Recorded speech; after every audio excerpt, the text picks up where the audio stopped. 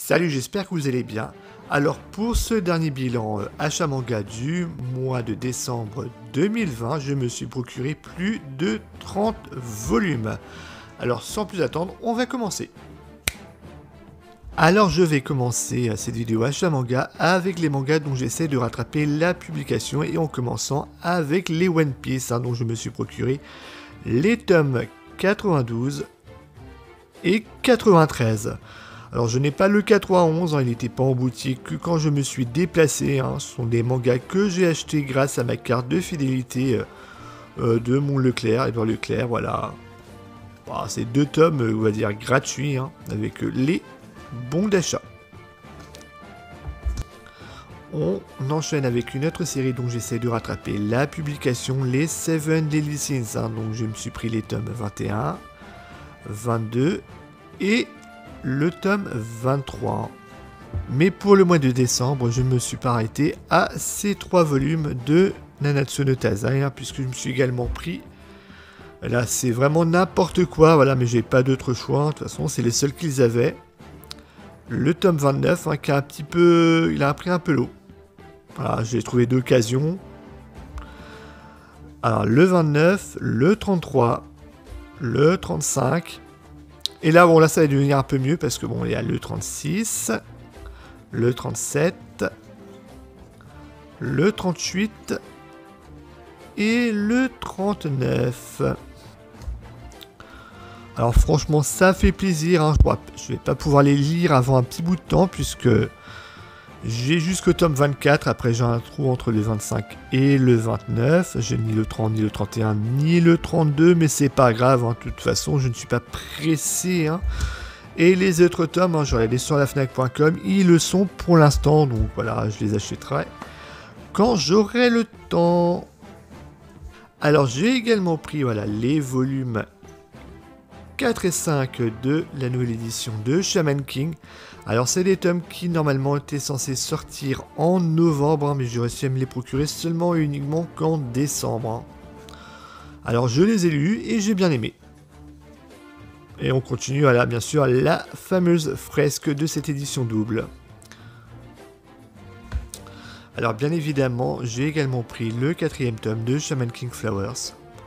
Alors une série terminée en 6 volumes que je lirai quand j'aurai terminé la série originale.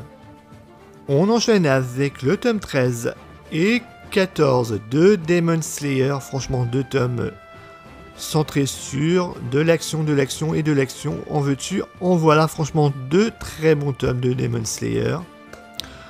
Voilà, si je devais leur donner une note, je donnerais la note de 8 sur 10. J'ai beaucoup apprécié la lecture de ces 2 tomes. Alors j'ai également pris le tome 8 de Smoking Parade, donc de le manga de Gensei Kotoaka de Kazuma Kandu. Alors l'histoire prend vraiment forme dans ce tome là, j'ai bien aimé. Alors c'est toujours aussi footrack, j'aime beaucoup les dessins. Même si les personnages je les trouve pas très attachants, c'est plus son histoire et son ambiance que je trouve vraiment très addictive. Franchement, ça a été une bonne lecture. Alors je me suis également procuré du tome 13 de Monster Musume, le manga de Hokkaido. Alors j'ai bien aimé ce tome là, il était très léger, il a énormément entré sur le personnage dessous. Voilà, jaquette qui fait plaisir aux yeux, des gros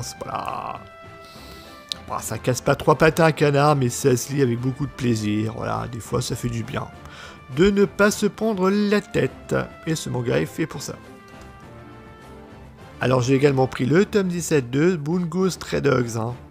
Alors bien sans plus. Voilà. Ça se lit très facilement, mais voilà.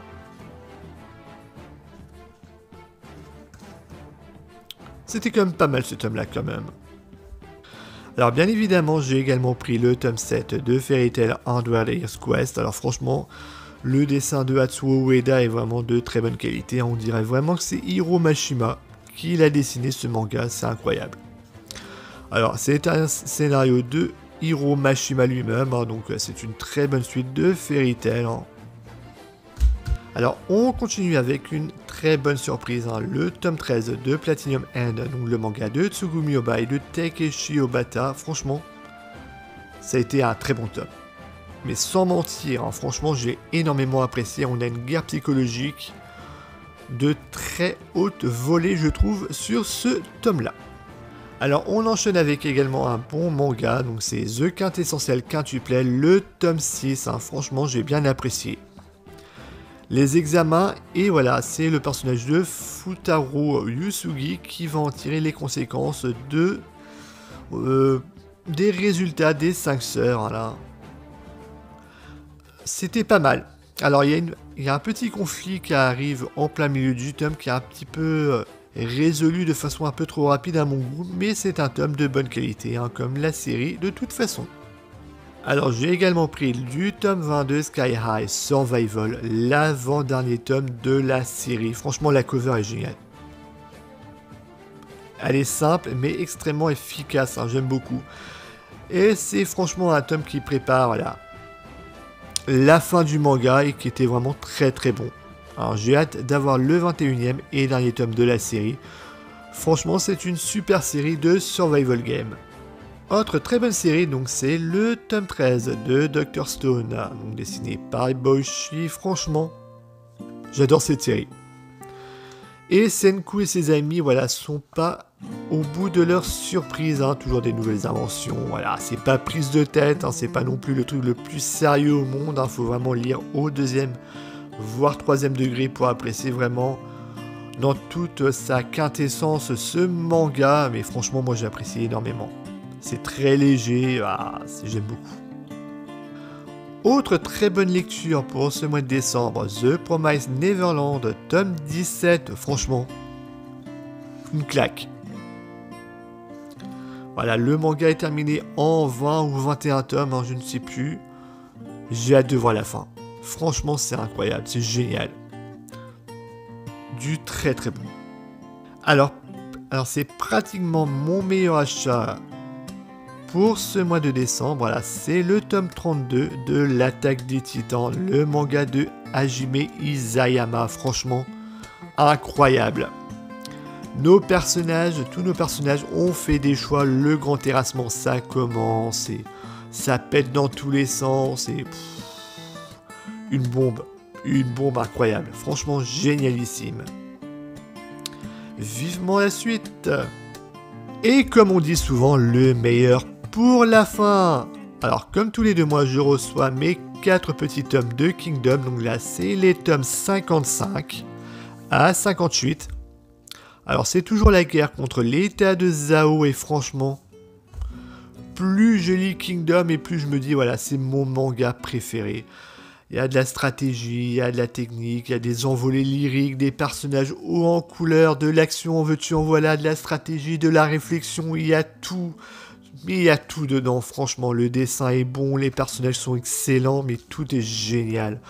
Franchement, Kingdom, c'est un manga qu'il faut au moins avoir lu au moins une fois.